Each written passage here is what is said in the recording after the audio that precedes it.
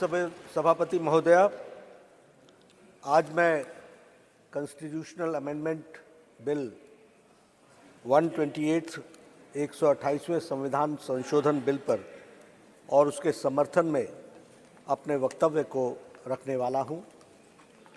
हम सब जानते हैं कि इस नए संसद भवन की शुरुआत गणेश उत्सव के दिन से प्रारंभ हुई और कल लोकसभा में निर्विघ्न ये महिला संशोधन बिल, नारी शक्ति वंदन बिल निर्विघ्न पास हुआ और मुझे आशा ही नहीं विश्वास है कि आज यहाँ भी ये किसी भी बाधा के बगैर, किसी भी विघ्न के बगैर सर्वसम्मति से 128 कॉन्स्टिट्यूशनल अमेंडमेंट बिल पास होगा और सबकी सहमति इसमें मिलेगी। हम यह भी जानते हैं कि हमारे प्रधानमंत्री मोदी जी, मैं उनको धन्यवाद देना चाहता हूं, जिन्होंने यह नारी शक्ति वंदन बिल लाकर जो रिजर्वेशन का विषय काफी लंबे अंतराल से चल रहा था, उसको एक निर्णायक मोड़ पर लाने का प्रयास किया है। इसके लिए मैं जहां उनको धन्यवाद देता हूं, वहीं जो उन्होंने नारी के सशक्तिकरण के लिए, एम्पावरमेंट के लिए जो पिछले 9 साल में कार्य किए हैं, उसके लिए भी मैं उनको धन्यवाद देता हूं, जिसने भारत की नारी को सुधारने में और उसकी दशा और दिशा और आगे मजबूती से समाज में बढ़े, इसके लिए बहुत ही कारगर कदम उठाए हैं। और उसी कदम में यह कदम भी एक बहुत महत्वपूर्ण कदम है, जिससे नारी का सशक्तिकरण होगा और नारी को ताकत मिलेगी। शब्दों के बारे में कई लोगों का अपना अपना वक्तव्य हो सकता है, लेकिन नारी शक्ति वंदन विधेयक, ये नारी शक्ति वंदन, यह शब्दावली ही अपने आप में हमारी सरकार की, हमारे प्रधानमंत्री जी की और हमारे समाज में महिलाओं को देखने के दृष्टिकोण को स्पष्ट करता है और एक दिशा देता है। सभापति जी, मैं यहां यह भी कहना चाहता हूं कि हम सब लोगों के मन में कुछ धारणाएं बन गई और वो धारणा यह बनी है कि जैसे हम महिलाओं पर कोई कार्य कर रहे हैं तो कुछ एहसान कर रहे हैं। अगर हमने महिलाओं के सशक्तिकरण के लिए कुछ किया तो हम कुछ ऑब्लाइज कर रहे हैं। मैं यहां स्पष्ट करना चाहता हूं कि भारत की संस्कृति में महिलाओं का बहुत बड़ा स्थान रहा है। यह हमारा और आपका नहीं, ये हमारे पूर्वजों ने, हमारी संस्कृति ने महिलाओं को जिस तरीके से समाज में प्रतिष्ठापित किया, वह बताता है कि हमेशा ही हमारी संस्कृति में महिलाओं का स्थान उज्जवल रहा है। इसलिए वो पिछड़े हैं, वो असहाय हैं, वो अबला नारी, ये शब्दावली हमारी नहीं रही है और हमने नारी को शक्ति के रूप में देखा, देवी के रूप में देखा और समाज को दृष्टि देने वाला। और इसीलिए प्रधानमंत्री जी जब कहते हैं विमेन एम्पावरमेंट, तो वो हमेशा विमेन लेड डेवलपमेंट की बात करते हैं और उन्होंने G20 में भी दुनिया को बताया that it is not only women empowerment, it is a women-led development. यह भारत की सोच को प्रतिपादित करते हुए दुनिया के सामने रखने का काम हमारे प्रधानमंत्री मोदी जी ने G20 के माध्यम से भी किया है। मैं जब भारतीय संस्कृति की बात करता हूं, तो भारतीय संस्कृति में नारी का स्थान अगर हम देखें तो आर्थिक स्वायत्तता में हमेशा उसका स्थान रहा। उसके सामाजिक जीवन में आर्थिक स्वायत्तता रही। अध्यात्म से लेकर अध्यापन तक नारी का विशेष योगदान रहा है। और अगर हम हड़प्पन काल की भी बात करें तो वो जो कांस्य की मूर्ति डांसिंग गर्ल है, वह बताता है कि हमारे समाज में महिलाओं को कितनी स्वतंत्रता थी और कितना इंडिपेंडेंस था, यह भी उसमें से दर्शाता है। यह दीगर बात है कि कुछ हमारे, जब हम गुलामी के काल से गुजरे, मेडिवल पीरियड से गुजरे, तो उस समय पर्दा सिस्टम से लेकर के महिलाओं का जरूर कुछ जो उत्थान का स्थान था उसमें कमी आई, लेकिन भारतीय संस्कृति में उसे हमेशा ऊर्जा का स्थान दिया गया, देवी का स्थान दिया गया, शक्ति के रूप में देखा गया। और हमारे यहां शब्दावली भी वैसी है, गौरी शंकर, गिरजा शंकर, भवानी शंकर, सीताराम, राधे श्याम। अब हमको दुनिया समझाए लेडीज फर्स्ट, ये हमारे साथ एक तरीके से मजाक नहीं तो और क्या है, हमारी संस्कृति को समझने की आवश्यकता है। और वैदिक काल में भी विदुषियों की कोई कमी नहीं थी। वैदिक काल में भी अगर हम देखें तो अगर जब शास्त्रार्थ आदि शंकराचार्य जी के साथ जब मंडन मिश्र जी का हुआ, तो आप जानते हैं उसमें न्यायाधीश कौन था? उसमें न्यायाधीश मंडन मिश्रा जी की पत्नी उभय भारती थी। यह भी हमको ध्यान में रखना चाहिए। उसी तरीके से यजुर्वेद काल में महिलाओं को बराबर का स्थान दिया गया और कहा गया कि राजा अगर न्याय प्रेमी है तो रानी भी न्याय प्रेमी होनी चाहिए। इतनी दूर की सोच रखी गई थी, यह भी हमको ध्यान रखना। उसी तरीके से 4th सेंचुरी में, 4वीं सेंचुरी में प्रभावती गुप्त, जो इंडियन हिस्ट्री में प्रथम राज्य इन्होंने किया, वह बताता है कि महिलाओं का कितना गौरवमय इतिहास रहा है। रानी जीजाबाई, जो मराठा रानी के रूप में जानी गई, उनका जो गाइडेंस थी, उनका जो डायरेक्शन था, उसने छत्रपति शिवाजी को हिंदवी स्वराज्य बनाने के लिए प्रेरित किया। यह भी हमको ध्यान में रखना चाहिए। अहिल्याबाई होलकर जी को हम सब लोग जानते हैं अध्यात्म की दुनिया में, और उसके साथ साथ जिस तरीके से उन्होंने मंदिरों का नवनिर्माण किया, वह बताता है कि महिलाओं का हमारे सामाजिक और हमारे आध्यात्मिक जीवन में किस तरीके का स्थान रहा है। 1857 का हमारी क्रांति, और उसमें भी रानी लक्ष्मीबाई को हम नहीं भूल सकते, उनका नेतृत्व हम भूल नहीं सकते। और यहां हमारे संविधान सदन में जो कित्तूर रानी चेन्नम्मा जी की जो मूर्ति है, वह संविधान सदन में सुशोभित होकर के वह भी भारत की गाथा और महिलाओं की गाथा बताती है। पोर्चुगीज के खिलाफ अगर कर्नाटक के महारानी अब्बक्का ने अगर लड़ाई लड़ी, तो वह भी एक अपने आप में गाथा बताती है कि महिलाओं ने किस तरीके से हमारे विकास के लिए काम किया है। मैं ये भी बोलना चाहूंगा कि मॉडर्न टाइम्स में भी, आज के युग में भी अगर हम देखें, 21वीं शती जो है वो महिलाओं की शती है। 21वीं शताब्दी जो है वह महिलाओं की शताब्दी है। और फिर चाहे ज्ञान हो, चाहे विज्ञान हो, चाहे मिलिट्री एजुकेशन हो, चाहे सैन्य सुरक्षा हो, चाहे अर्थ जगत हो, हमें खुशी है कि आज हमारी भारत की महिलाएं अपने आप को लीडिंग रोल में लेकर के आई हैं और उन्होंने अपने आप को प्रतिस्थापित किया है और सम्मानित स्थान पर लेकर के आई हैं। It is not only the presence but it is the position, वह सम्मानित स्थान जो उनको मिला है, जो उन्होंने हासिल किया है, यह बताता है कि भारतीय नारी किस तरीके से उन्होंने अपना योगदान किया है। आज सॉफ्टवेयर की दुनिया में 21% हमारी महिलाएं हैं जो लीडिंग रोल में हैं। आज हम अगर इसरो की बात करें, जिसके बारे में कल परसों जयराम रमेश जी चर्चा कर रहे थे, उसमें अगर हम साइंटिस्ट देखें तो फिर चाहे मार्स मिशन हो, चाहे चंद्रयान हो, चाहे आदित्य L1 हो, इन सब में महिला साइंटिस्ट का बहुत बड़ा योगदान है। इसको भी हमको ध्यान रखना।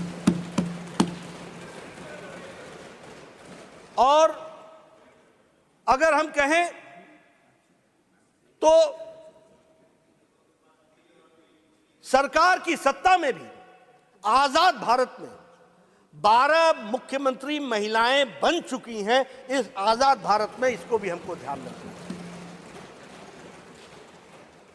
बहुत से ऐसे देश हैं जिन्होंने वोटिंग राइट्स पाने के लिए एक लंबा संघर्ष किया। महिलाओं ने सिर्फ फ्रेंचाइज पाने के लिए बहुत लंबा संघर्ष किया।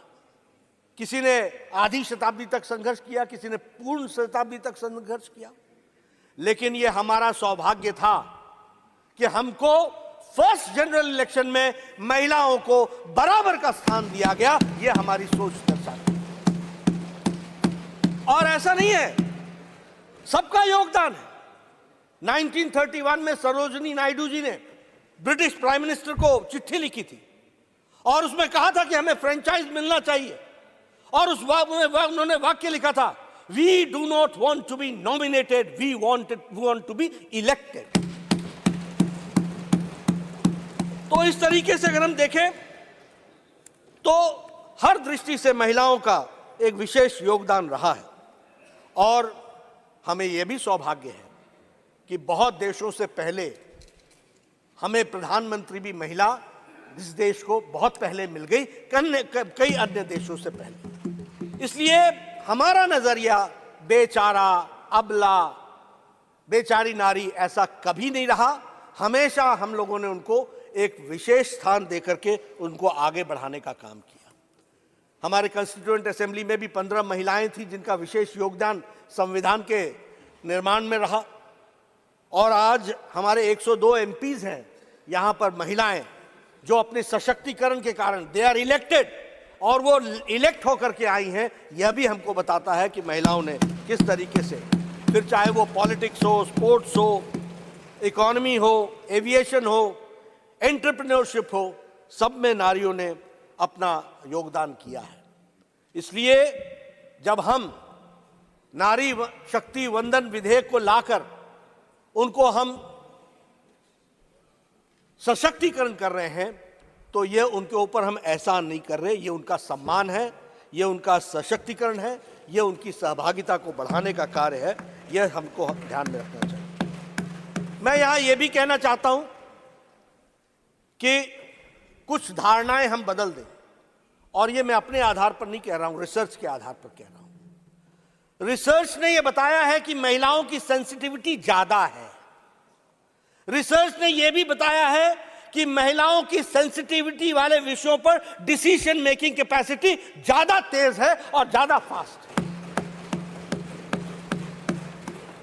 मुझे याद है 1993 में मैं पहली बार विधायक बनकर के बीजेपी ग्रुप का नेता बना था। उस समय पंचायतों में रिजर्वेशन हुआ था विमेन का। और जब हम समाज में घूमते थे तो पता नहीं पुरुष प्रधान समाज क्या क्या बातें करता था। ये कुछ नहीं कर सकेंगी, ये तो पता नहीं सरकार ने क्या सोच लिया है, ऐसे थोड़ी ना काम चलता है, ये क्या जाने। इस तरह की बातें हमको सुनने को मिली थी। मैं इसका फर्स्ट हैंड विटनेस हूं। लेकिन महिलाओं को पंचायत में बराबर का स्थान मिला। और मैं आपको बताना चाहता हूं कि अब रिसर्च ये बताती है कि women are more accessible than men as a public representative. अब ये रिसर्च बताती है कि कलेक्टिवली नशा के खिलाफ महिलाओं ने आवाज उठाई है।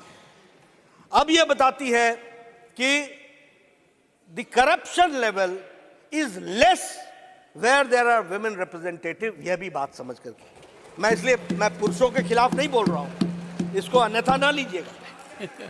लेकिन जो रिसर्च के दृष्टि से अभी यूनाइटेड नेशंस की एक रिसर्च आई है और यूनाइटेड नेशंस की रिसर्च ने यह कहा कि वाटर स्केर्सिटी में काम करने में और वाटर स्कैर्सिटी को दूर करने में महिलाओं के नेतृत्व में 62% ज्यादा काम हुआ है इस तरीके की रिसर्च में।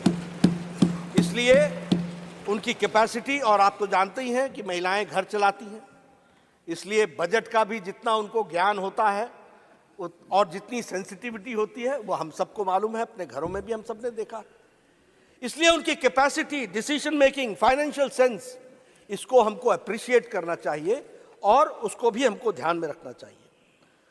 मैं यहां यह भी कहना चाहूंगा कि नेशनल पर्सपेक्टिव प्लान के तहत जब हम लोगों ने काम शुरू किया तो उसमें आज लगभग 14 लाख से ज्यादा महिलाओं का पंचायती लेवल पर रिप्रेजेंटेशन है ऑन डिफरेंट लेवल्स, और ये एक कंटिन्यूअस प्रोसेस को, ग्रोथ को आगे बढ़ाने का काम किया है, सब लोगों के योगदान से हुआ। और एक लंबी जर्नी, अब जब लंबी जर्नी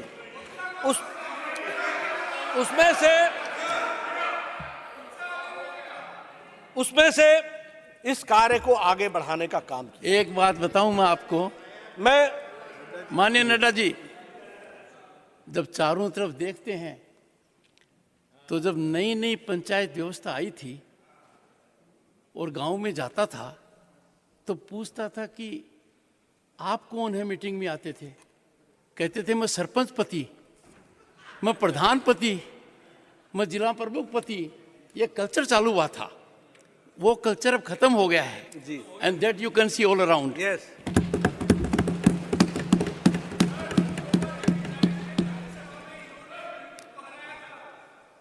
मैं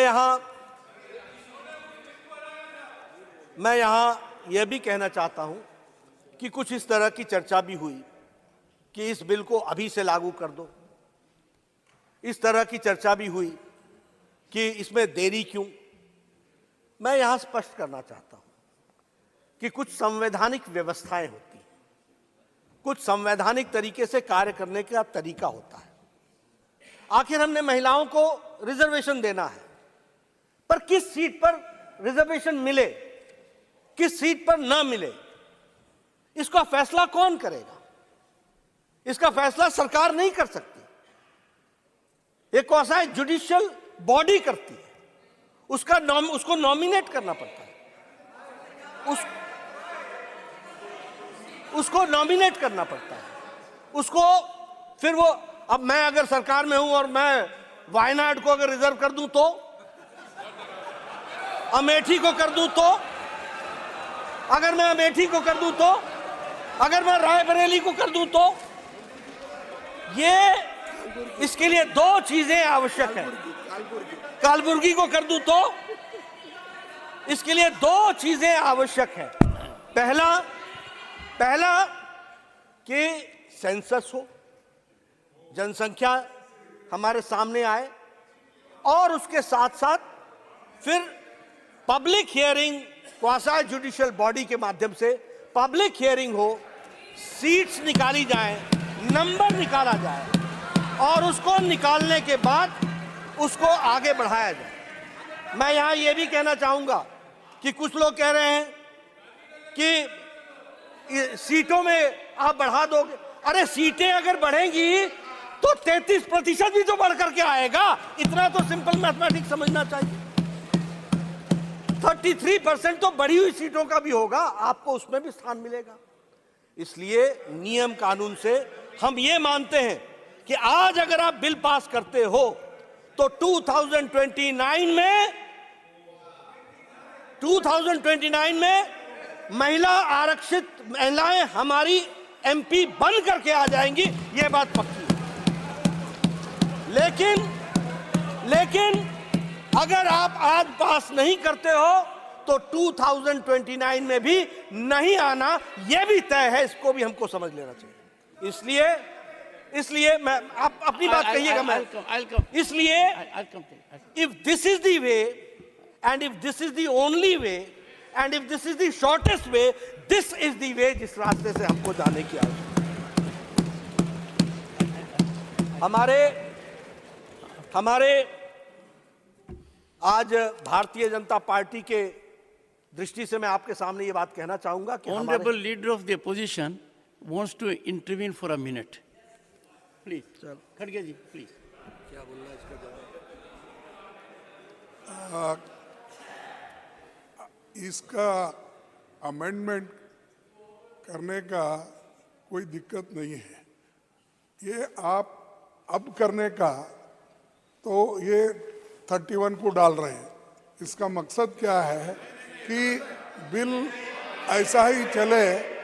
नहीं, आप ही ने कहा 29 के बाद ये सब 29 को तो नहीं, मैं सर जब पंचायत में रिजर्वेशन के लिए होता है, जिला पंचायत का होता है, तो ये वुमन रिजर्वेशन का क्यों नहीं होता? आज करो। और मैं एक कबीर का दुआ सुनाता हूँ, कल करने का आज करो, आज करने का अब करो, और फिर तो पल में प्रलय होगा तो फिर करेंगे कब? पल में प्रलय होगा तो फिर करेंगे कब? मिस्टर नड्डा, तो इसीलिए आप आज कीजिए, वी आर रेडी। वो इलीगल नहीं होता, जुडिशरी नहीं होता, कुछ नहीं। एक मैं यहाँ ऑनरेबल मेंबर्स, वन सेकंड सभापति जी, honourable members, one second please सभापति जी, ऑनरेबल मेंबर्स, सभापति जी, one second, sir. We are the upper house. We are the house of elders. If there is a reflection that there is a legal working mechanism, a constitutional process, then rather than play the other way around, we have to look into the real legality of it. And he is focusing on legality of it. Please go ahead, sir. सभापति जी, मैं यहाँ एक बात स्पष्ट करना चाहता हूँ। मैं यहाँ स्पष्ट करना चाहता हूँ, भारतीय जनता पार्टी का इंटेंशन कोई अपने आप को स्कोर करने का नहीं है, कोई पॉलिटिकल एडवांटेज लेने का नहीं है। हमारा उद्देश्य महिलाओं का सही मायने में सशक्तिकरण करने का। अगर हमको पॉलिटिकल एडवांटेज लेना होता तो हम कह देते हम अभी कर लेंगे। जो काम नहीं हो सकता, मैंने कहा this is the only way and this is the shortest way and this is the correct way that we have to understand. ऐसा है आप लोगों ने ये जो नो कर रहे हैं ना, इसीलिए आपको उधर बैठा दिया, क्योंकि शासन करने नहीं आया। 30 साल से कोशिश करते हैं। अगर शासन करने आता तो अगर आपको ये मालूम होता कि कुछ नियम कानून भी चीज है। अब no, I am not going to yield, no I am not going to, No, no I am not going to, No, sir, please, no sir, please. खड़गे जी, no, please. No, He sir. is not yielding. He is not yielding. तो मैं ये बोल He is रहा था, not yielding. No, he is not yielding. I gave you time when he yielded. He is not yielding. मैं Please ये बोल continue. रहा था कि Please continue. No, nothing will go on record except what Mr. Narendra. Nothing will go on record. Venugopal बैठ जाओ No, यार। he is not yielding. No. ऐसा है, खड़गे जी, मैंने please, फिर please. कहा, मैं फिर कहता हूं कि सरकारें नियम कानून से चलती हैं और नियम कानून के कुछ लिमिटेशंस होते हैं। हम जो मोदी जी जो काम करते हैं वो पक्का काम करते हैं, कच्चा नहीं करते, और इसीलिए पक्के तरीके से महिलाओं का सशक्तिकरण किया जा रहा है। मैं फिर आपसे बोलूंगा, मैं यहां यह बताना चाहता हूं कि भारतीय जनता पार्टी के अध्यक्ष के रूप में मैं यहां यह भी स्पष्ट करना चाहता हूं कि भारतीय जनता पार्टी हमेशा महिलाओं को स्थान देने में हमेशा अग्रसर रही है। आज अगर लोकसभा में हमारे 42 एमपी हैं, राज्यसभा में 14 एमपी हैं, हमारे सेंट्रल मिनिस्टर्स 10 महिलाएं हैं, और हमारे यहां हम पहली पार्टी हैं और अकेली पार्टी हैं जो संवैधानिक तौर पर 33% आरक्षण महिलाओं को देते हैं हर समिति में। Every committee, right from national committee to the booth committee, in every committee 33% women representation होता है। और हम सबको मालूम है कि मोदी जी के नेतृत्व में first foreign minister madam Sushma Swaraj, first finance minister Nirmala Sitharaman ji, first defence minister हमारी निर्मला सीतारमण जी, और first women member in the cabinet committee on security, इसमें भी फर्स्ट विमेन बनी। यानी हम लोगों ने, प्रधानमंत्री जी ने किस तरीके से महिलाओं का सशक्तिकरण किया है, यह बात हमारे सामने में आती है।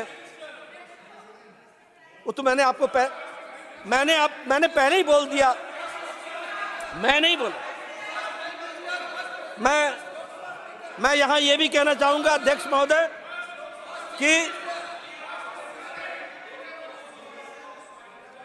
ऐसा है, कुछ लोग आत्मस्तुति में इतने ज्यादा रहते हैं कि अपना छोड़ करके कुछ और सुनना चाहते ही नहीं है।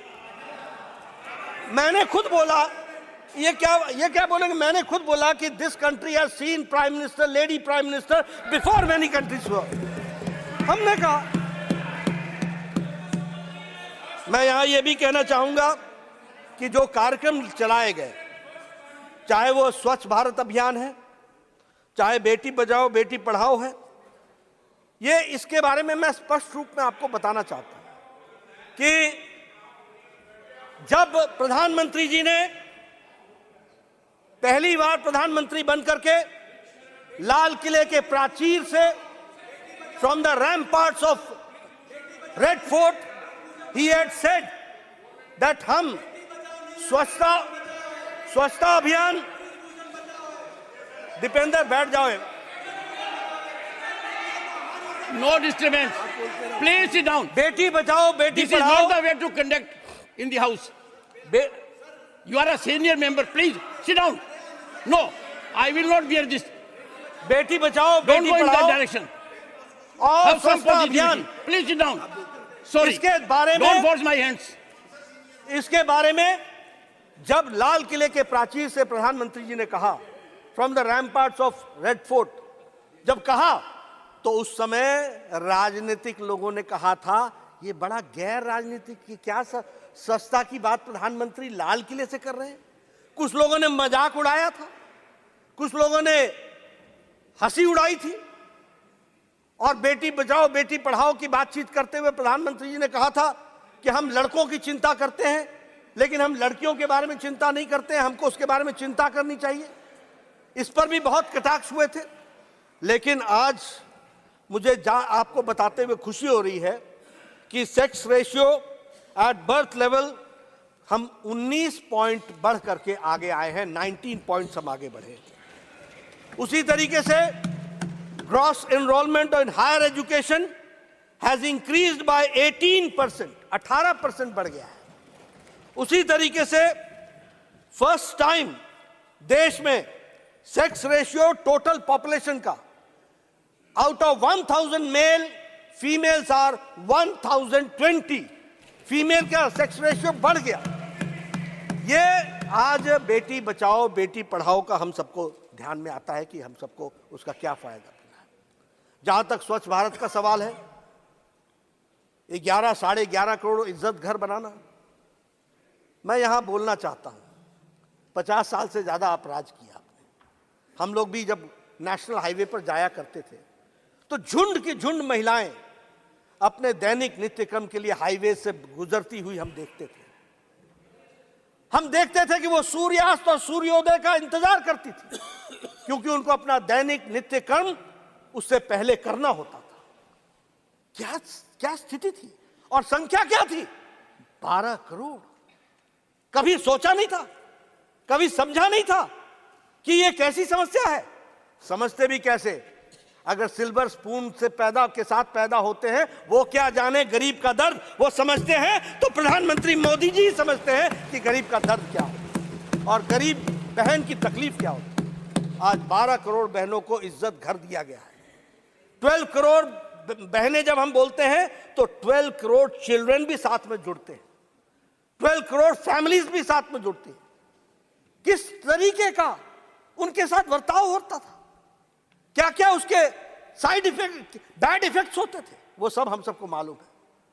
उनको इज्जत देने का काम प्रधानमंत्री मोदी जी ने किया और यूनाइटेड नेशंस ने भी उसको रिकॉग्नाइज किया और प्रधानमंत्री जी को उसके लिए सम्मानित किया। यह भी हमको ध्यान में रखना चाहिए। उसी तरीके से अगर हम प्रधानमंत्री आवास योजना की बात करें, आपको जानकर के खुशी होगी कि प्रधानमंत्री आवास योजना में हमारे 69% ओनरशिप जॉइंटली या इंडिविजुअली महिलाओं के पास है, महिलाओं को भी।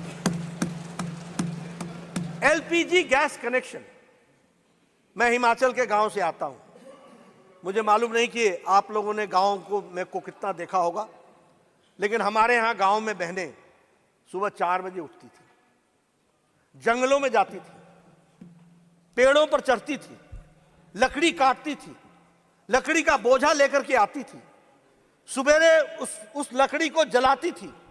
और कच्ची लकड़ी को जलाना कितना कठिन काम है और कितना धुआं निकलता है उसमें से, उसका अंदाजा लेना चाहिए। आंखों से पानी आ जाता था, फेफड़े खराब हो जाते थे। इस तरीके का जीवन जीती थी हमारी बहनें। आज एलपीजी गैस कनेक्शन के कारण, और एलपीजी गैस कनेक्शन की जब मैं बात करता हूं तो उसकी भी संख्या 9 करोड़ से ज्यादा है। यानी 9 करोड़ लोग, 9.58 करोड़ बहनें जिनको एलपीजी गैस का कनेक्शन दिया गया, और उसके माध्यम से उनको आज वो 5 मिनट के अंदर पतिदेव को भी चाय पिलाती हैं, घर को संभालती हैं, और उनका एम्पावरमेंट हुआ है, उनका सशक्तिकरण हुआ है। यह परिस्थिति आकर के खड़ी हुई है।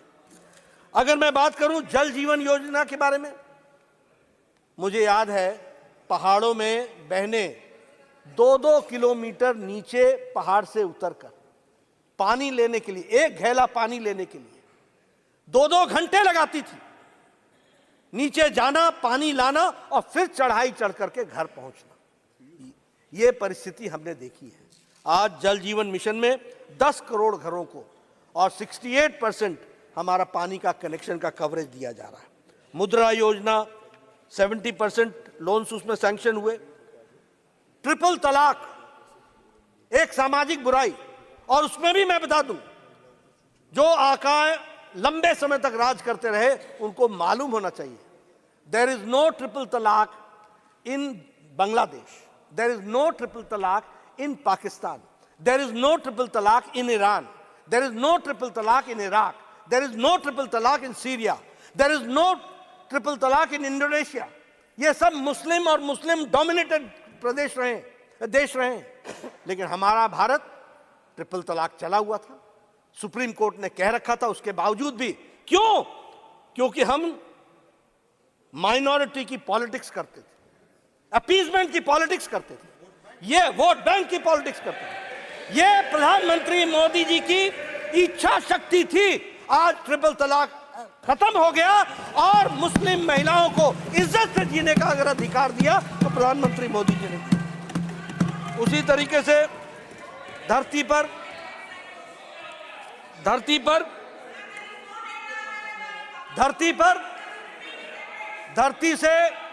धरती से चंद्रयान को साउथ पोल पर लैंड करने वाले स्थान को भी प्रधानमंत्री मोदी जी ने शिव शक्ति के नाम से पहचाना। वहां भी शक्ति महिलाओं को जोड़ने का और उसकी बात को कहा गया है। मैं इसके साथ साथ यह भी बोलना चाहूंगा, टाइम में से बोल रहे हैं। मैं यहां यह भी बोलना चाहूंगा कि ये सारी महिला सशक्तिकरण के कार्यक्रमों के माध्यम से देश को आगे बढ़ाने का काम किया है, और इसी में आज एक नई कड़ी जुड़ रही है, और वो है महिला शक्ति वंदन का विधेयक को पास करना। मैं सभी से तो अपील करूंगा ही, लेकिन इसके पहले कुछ और विषय भी मैं आपके सामने रखना चाहूंगा। एक चर्चा आज सुबह से मैं देख रहा हूं कि चर्चा चल रही है कि ओबीसी का ध्यान नहीं रखा गया, ओबीसी की चिंता नहीं की गई, ओबीसी के बारे में कुछ सोचा नहीं गया। ठीक है, राजनीति में इस तरीके के वक्तव्य चलते हैं, और वक्तव्य चलते चलते यहां तक पहुंच गया कि 70 सेक्रेटरी में 3 ही शायद ओबीसी। अब मैं इसमें सिर्फ ज्ञानवर्धन करना चाहूंगा, मैं ज्ञानवर्धन करना चाहूंगा कि कालेलकर की रिपोर्ट नेहरू जी के टाइम की, कहां पड़ी हुई थी?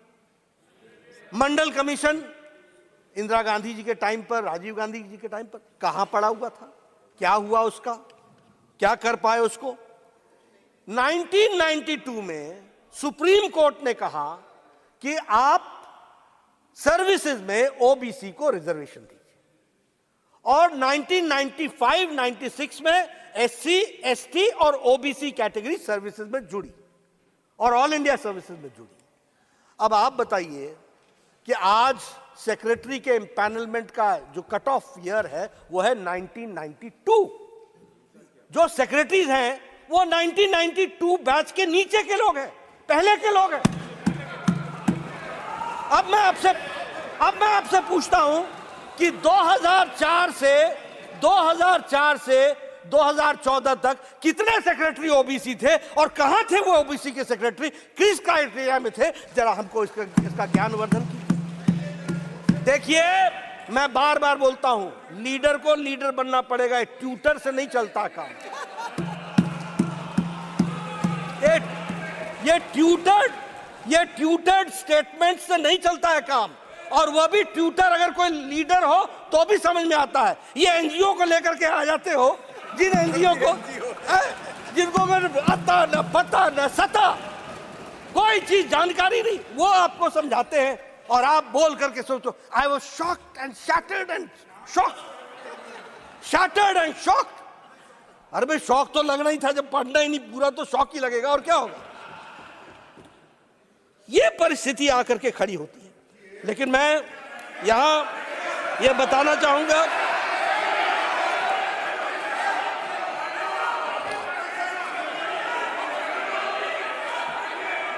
इस देश को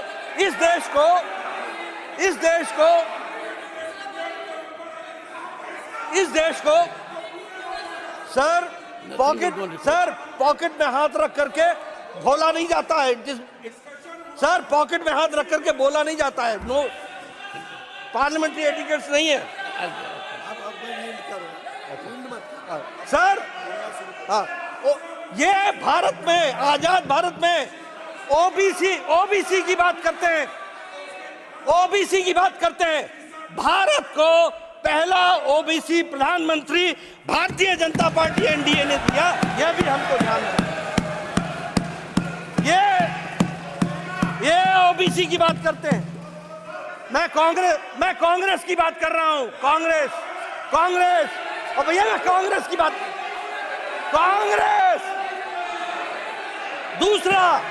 दूसरा आज 27 मंत्री ओबीसी के हैं, 27 मंत्री, और हमारे एमपीज। मैं सर कांग्रेस की बात कर रहा हूं, उनकी बात नहीं कर रहा हूं। देवेगौड़ा जी हमारे हैं।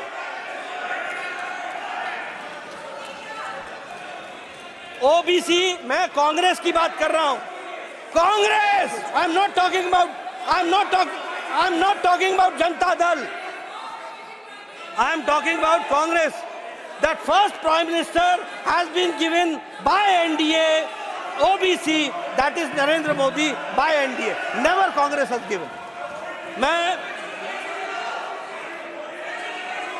OBC, मैं आउट ऑफ 303 बीजेपी के एमपी हैं, 303 में 85 यानी 29% हमारे एमपी ओबीसी के हैं। यह भी हमको ध्यान में रखना चाहिए। उसी तरीके से 1358 एमएलए में 27% ओबीसी के हैं, 27%।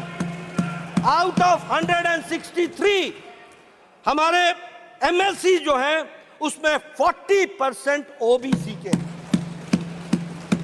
मैंने जैसा कहा कि 303 एमपी में 85 यानी 29% MPs are from OBC community. Out of 1358 MLAs we have 27% OBC, and I repeat that among the MLCs 163 हमारे एमएलसीज हैं, जिसमें से 40% ओबीसी है। यह भी हमको ध्यान में रखना। इसलिए अगर कहा जाए, फिर मैं बोल रहा हूं, कांग्रेस की बात कर रहा हूं, कांग्रेस के जितने एमपी हैं उससे ज्यादा तो हमारे ओबीसी एमपी हैं। यह भी हमको ध्यान रखना चाहिए, यह भी हमको ध्यान रखना चाहिए।